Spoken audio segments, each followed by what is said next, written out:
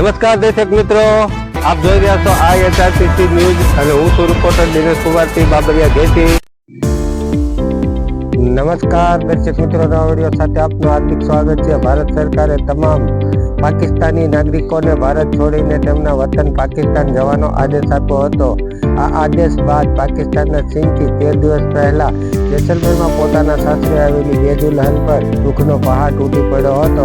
હજુ તો દુલ્હનના હાથ પરની મહેંદીનો રંગ પણ ઝાંખો પડ્યો નથી અને તેને તેમના માતા પિતાના ઘરે મોકલવાનો ઓર્ડર આવી ગયો હતો. એમાં આ પછી ઘરમાં ખુશીના બદલે ઉદાસીનું વાતાવરણ છવાઈ ગયું હતું. અહીં આ સમાચાર સાંભળ્યા પછી એક દુલ્હનના પતિની તબિયત બગડી ગઈ હતી. તેની જોધપુરમાં સારવાર ચાલી રહી હતી અને હું છું રિપોર્ટર દિનેશ કુમારસિંહ બાબરિયા ઘેટી.